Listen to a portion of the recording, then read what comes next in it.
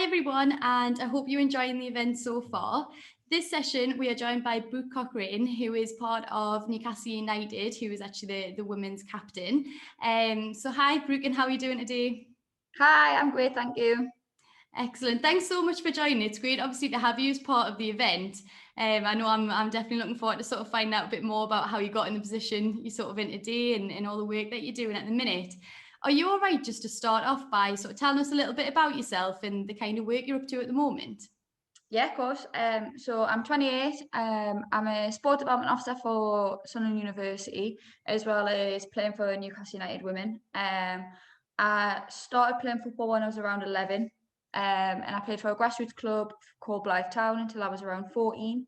And then I got into Newcastle United Centre of Excellence. So at the time, it was a Centre of Excellence. Now it's more of a player development centre or a regional talent centre if you're at Sunderland or Durham.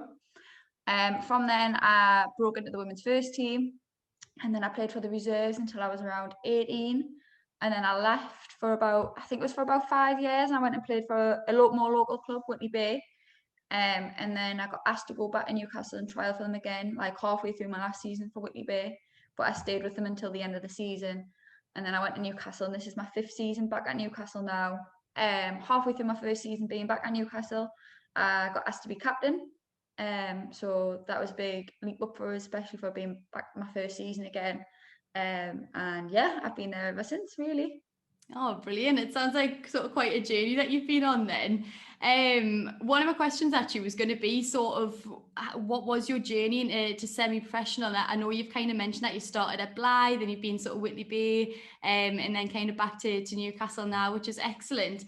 Did you sort of face any challenges kind of along the way? Yeah, so a big one was when I went to college. So that was when I was at Newcastle. So I just finished in the Centre of Excellence, and it was like quite a big step up into into first team kind of football, women's football, going from like junior kind of football. And I was going to college at the same time, so it was kind of like trying to balance like my lifestyle as well as playing football and trying to work out what I wanted and where I wanted to go with my life. And I kind of fell out of love a little bit with football, which is why I kind of took a step back from Newcastle. And it was kind of like for me, I took a big step back to take 2 big steps forward, because then I went to Whitley Bay and I played there for 5 seasons, and I fell in love with football again. And I wouldn't say that like I suffered in the sense of like I didn't know what I wanted and I was struggling mentally or anything like that.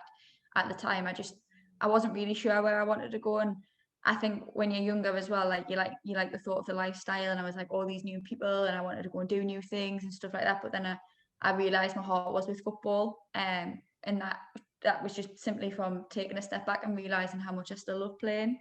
And then obviously being at football now, the last 2 years I've tore my ACL, so that's probably been like the biggest like barrier that I've faced, in the sense of when I done that, like a lot of everything else kind of came tumbling down, in the sense of like I had to deal with so many different things at the same time. So that's the biggest hurdle that I faced, is probably tearing my ACL. Yeah, I imagine. And obviously, you kind of just got back to that point of being back in love with football and playing again. I imagine that was quite a big challenge then. Do you have kind of any advice for any young people who might be experiencing sort of injuries at the minute and kind of struggling being out of sport? I know it's definitely a big concern for everyone, isn't it? Going back after lockdown when they've had such a long time out. And I know a lot of young people have kind of suffered injuries already. Do you have kind of any advice for anyone who might be struggling with that? Yeah, just keep going, keep believing in yourself. Like all these things in life happen like to test us, isn't it? So I think like when you have an injury, I know it feels like the worst thing in the world, and you're like, oh god, I'm never going to get over it. Like I've just got back to football, and like I coach a few young girls, like 8s and 9s, and 2 of them have got injured just simply from the fact that they've not played for so long, gone back playing, had all of this game time, and that they've hurt themselves. And that's not through anyone's fault, just the fact of like your body's not used to playing again. Mm-hmm. But it's just a process, and there's always going to be an end goal. There's always a light at the end of the tunnel, and if you work hard and you put the effort in and you look after yourself, like physically and mentally, because your mental health's just as important as your physical health, you'll definitely get there. So I know it's a battle, but these things are sent to test us, so keep pushing and just keep going. Oh, brilliant. I think that's some excellent advice. And just on that note, obviously, we know you do a lot of work with sort of the Be a Game Changer campaign. Are you all right just to tell us a little bit about kind of what the Be a Game Changer campaign is?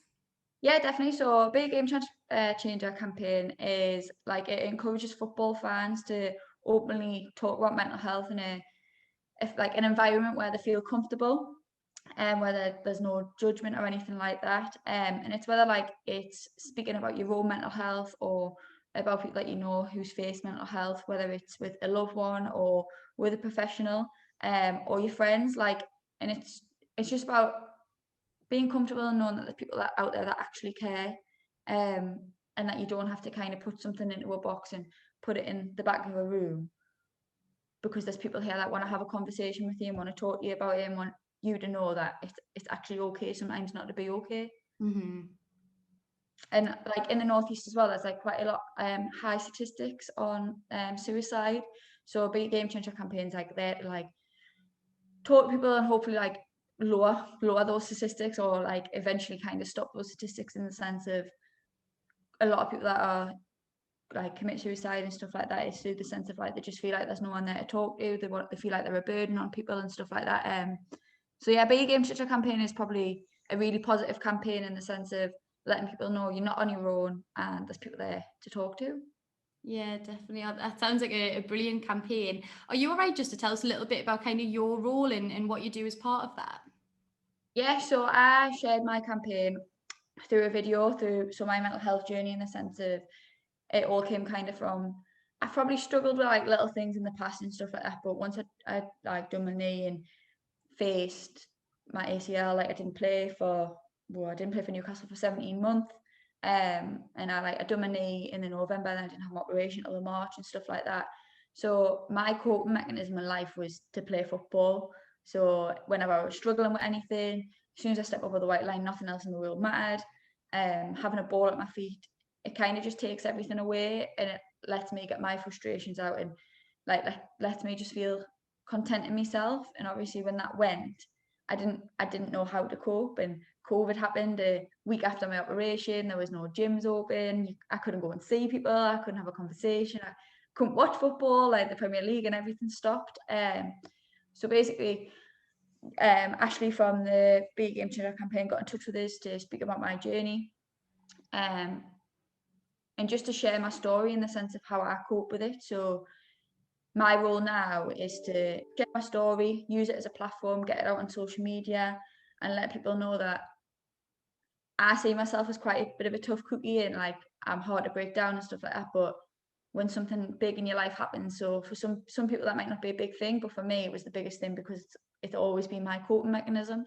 And when something like that happens, it's just knowing that there's things out there and there's people out there that have gone through the same thing, or people that have gone through situations that they can compare to, that it might be very different, but they've got a comparison in the sense of like they might know how you felt, and this might be how they felt, and this is how they've dealt with it and stuff like that. So it's basically just sharing my story and letting people know that they're not on their own, and if anyone needs any help or someone to talk to, they can come to me or they can come to the foundation and we'll put things in place to help them. Oh, brilliant.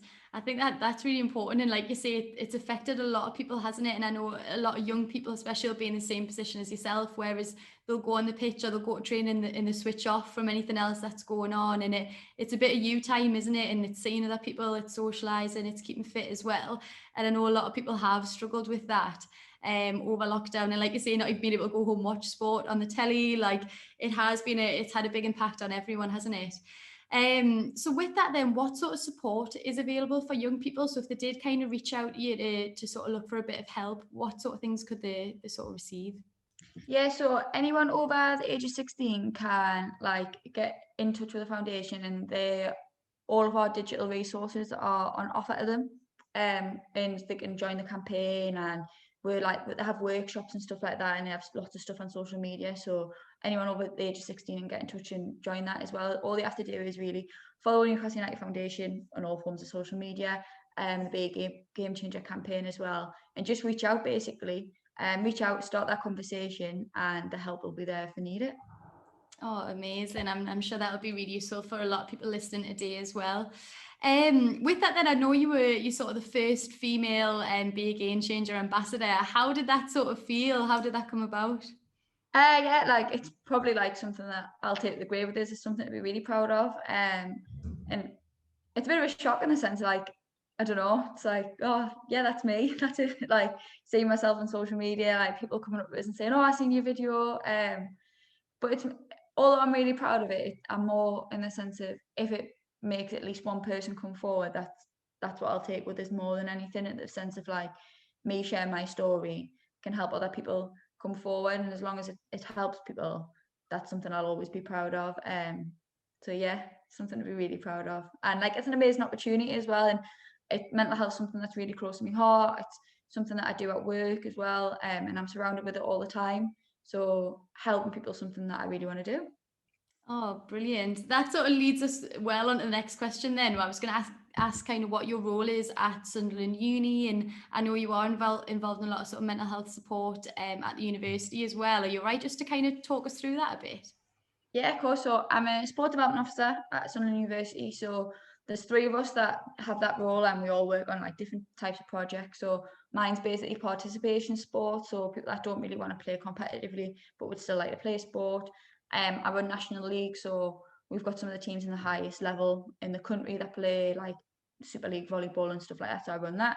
And then the other side of it is I'm the mental health trainer within sport. So basically all of our clubs, all our sports teams, and any students that want to learn about mental health, I do train the trainer program with them. So they'll come in, they'll do a workshop with us, and we go around like how to help your teammate, how to look after your mate, how to spot certain things, and we just do training and workshops and open people's mind on what mental health is and what mental well-being is and how different they can be. Just because someone has like a poor mental well-being doesn't mean that they actually have poor mental health, and how like they can help people basically. And we've done a lot of training during COVID as well, because obviously working from home, we weren't on campus with students and stuff like that, and we had so many students that were still living in halls. So we opened up that training to, although I would normally only do it with sports students, we just opened up to the whole university, in the sense of everybody needs that help, and especially during COVID and the time of like when it was Blue Tuesday and stuff like that, Blue Monday, we done like have a brew with Brooke. So like I love having a brew, so it was just like just have a conversation, and just to start those conversations as well. Like I think the hard thing is a lot of people can seem interested and be like, oh yeah, like I'd like to know more about that, or I'd like to learn about it, or actually I've faced some of those problems and I don't really know how to deal with them. But it's not that they're embarrassed, they just don't know how to have a conversation about it, and they don't know how to step forward about it. So basically, because I love to talk, I start that conversation for them, and like once you start just having that general kind of conversation with people, they start opening up about things that they didn't even realize they wanted to speak about, and without knowing it, like they've opened all of these boxes, they're having all of these different conversations with different people, and from by the end of it, they feel so much better from it. Yeah, absolutely. I think it's like you say, it's hard to start that conversation, isn't it? And sometimes you need a bit prompted. But once you kind of go, and it's like anything, isn't it? Once you start talking about it, it feels better. Just sharing it with somebody else. So, Yeah. are there things that you've continued then? I know you said you've set up a few programs sort of through lockdown, like Brew with Brooke. Have you continued those, or has that kind of gone back to sort of where we were, I guess, before lockdown and changed slightly? No, like they're still continuing, in the sense of like they can always like come to me. So basically, what happens within the teams, if so they'll come in like committee members. So we normally have like 3 people out of each club will come in, and we'll have a conversation with them. I'll deliver the workshop with them, and like I'm kind of like the background support, in the sense of once they've had all that training, and their players and stuff like that, their friends will go to them, and if it's anything that they can't deal with or they're unsure about, they'll then come to me. Mm-hmm. But we've started doing, I now do like wellbeing walks and stuff like that, where we've got students that, for example, we went for a walk last week and we went through like Beamish Woods and down the valley and stuff like that, and I had students that had never actually left Sunderland since October. Like, so going out and like seeing different things was like a massive thing for them, and like a lot of them are international students as well. So as much as I'm not doing, like I try not to do Zoom calls and Teams calls as much now, because we can go outside and have that conversation. And as much as Zoom and Teams is great and stuff like that, like for our students, like now that I can go out and go and see them, I think a face-to-face conversation is so much better, in the sense of like just being through a computer screen, because then it just, you don't have that awkwardness. Like, you're out, you can have a coffee, like, and you can just talk about the things that are around you. Never mind just like having a conversation of like, oh well, how are you feeling today? Like, I think having a general conversation is one of the easiest things than like a forced conversation of like, oh, you're going on this call to have this chat about this. Whereas if you go and you can do something with each other, it's so much easier. So as much as like we're still doing like brew with Brooke and stuff like that, we're also now doing like our wellbeing walks and stuff like that, so we can see students properly. Oh, that's great. I think there's almost been a lot of sort of good that's came from it as well, hasn't there? And you've kind of developed like new ways of supporting people, which is great. Do you have like any success stories or anything that you could share with us? So I know obviously it'd be very confidential, you couldn't say specifics, but anything just in general, sort of advice that you've given people or any support and you've kind of seen them improve?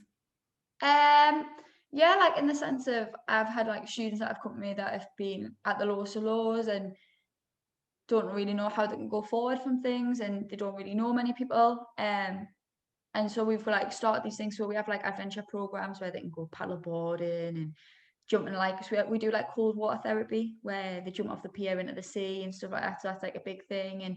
And we've had like a lot of students come back to us in the sense of they didn't really have any friends and they didn't really have anyone to speak to. And that's one of the biggest things when people come to university as well, is they feel quite lonely, especially if they've traveled from somewhere.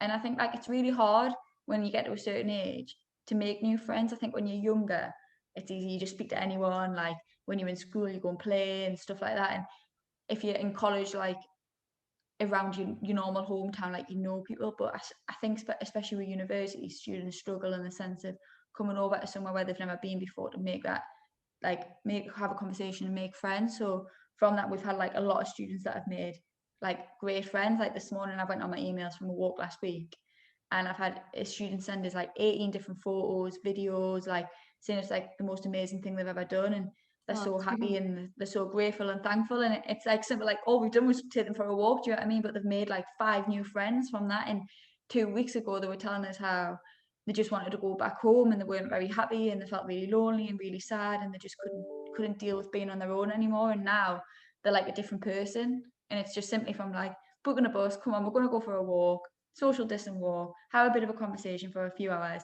the sun's out, and they feel like a different person. So Mm. although it's not like an amazing success story, like that little thing of the sense of they feel happy having themselves, like they're grateful for something, they're glad to be here, like that's a big thing for me. Yeah, definitely. Oh, that sounds great. It is the little things, isn't it? Sometimes just getting out and sort of seeing people now. We definitely took that for granted before. But that's really good to hear. Just on that note, do you have any advice? So a lot of the students who are young people who will be listening at the minute might be around sort of 15, 16, kind of deciding what they want to do after year 11. And like you say, kind of taking that leap to maybe a new college or a new sixth form and things can be quite daunting when they maybe don't know anyone else who's going or anyone in the area. Do you have any tips for that? Anyone who's kind of a bit nervous about the next steps? Yeah, probably like I was that person when I was leaving school. So when I left school, I went to a college in Gateshead, and which was like took an hour and a half to get there on a bus on a morning and stuff like that. And all my friends stayed at sixth form, so that was like quite a daunting thing for me. But it's probably one of the best things I ever done in the sense of I met loads of new different people, and I went because I wanted to play football, and I'm probably in the position that I'm in now from taking that step.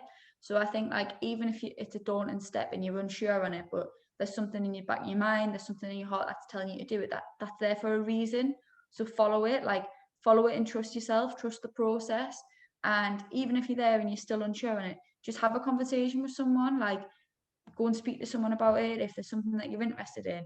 Take yourself out of that comfort zone, because I think if you take yourself out of your comfort zone, you never know what's going to happen and you never know what door's going to open and what opportunities you're going to be faced with. Whereas like if you keep yourself back and in the background and you're unsure on it, you're never going to, like, there's so many things out there for you to do. So just take that step. Like that step is the simplest thing. It might seem like the hardest, but once you take that step, you'll have taken 10 before you know it. Yeah, definitely. I think that's some brilliant advice. I know a lot of people, especially this year, with having not been able to go and visit campuses and actually have that face-to-face conversation about what they're going to do next. It's even more daunting than ever, isn't it? Kind of choosing where you're going to go without even Oh, seeing. absolutely. Yeah, definitely. Like, and it is hard. And it'll probably be hard for a couple of years, like in the sense of because we've kind of lost a year of our life, and that's like, especially for people ages 15, 16, like that's a big time in your life. You've had your GCSEs and stuff like that. It's like a big growing year for you to become the person that you want to be, and it's a big step in your life. But it's not the only step in life. And I'm 28, and yeah, I've got a job and I know what I'm doing. But that's not to say in 2 years' time I might want to go and do something completely different in life. Like that happens. So although even if you take a step and you're like, do you know what it is? This isn't for me. It's not the end of the world, because your life isn't over and there's still so many years ahead of you and so many different opportunities where you can make that decision and change it. Like it doesn't matter what decision you make now. That's not the decision that's going to impact you for the rest of your life. Definitely. Oh, that's again some brilliant advice. Just one last thing I was going to kind of ask, just from picking up what you mentioned earlier. I know when you said you were in college, you kind of struggled with the lifestyle as well as kind of your workload and playing as well. And I know a lot of young people and the students that we have play sport, whether it's football, rugby, lots of different sports with us at quite a high standard, who I imagine probably go through similar struggles in terms of, do they want to just go out with their friends and, you know, socialize, overtraining, that sort of thing? Do you have any tips for anyone who's kind of going through what you did in terms of prioritizing if it's football you want to focus on or not? Yeah, so like in the sense of, if I look back now, I kind of wish I did things differently in college, because I probably went more for the lifestyle. If once I'd like see my friends and stuff like that, I would like, and I know like being in college, it opens so many different opportunities, especially within sport. Like you can get scholarships to America. If sport's definitely something you want to do, like your lifestyle is always going to be there. Like focus on what you want to get out of something, and if sports is what you love and sports the route that you want to go down, work hard. Like work hard, do your work, get your training done, because at the end of the day you've got so many years to have that lifestyle. And although I had a great time and we like won our cups, we went like 2 years unbeaten and stuff like that, I know there's so many opportunities that I missed out on, just in the sense of like I kind of done things half-heartedly. But if I could go back now and I see the opportunities that other people's had, like although I'm in a great position with football now, I probably could have been in this position a long time ago, and I probably wouldn't have kind of fallen out of love with it, because I would have been so much more dedicated with it. So yeah, I think one advice, if you're going to go and play sport and it's something that you love and something that you want to do, make sure you stay with it and you follow it through. Excellent. Oh, thank you very much for that. It's been honestly great to speak to you, and I think that'll be really useful for all young people and students who are listening at, like on the event today. I know you've discussed lots of different sort of challenges you've faced and kind of how you've got to where you are today. It's been a really like brilliant journey to hear about. So thank you very much for joining us, Brooke. You're welcome. Thanks. And hopefully everyone who's listening has enjoyed that. If you've got any questions or anything, obviously do feel free to get in touch throughout the event, and we're more than happy to help. But hopefully you're all having a great day, and thank you very much for listening.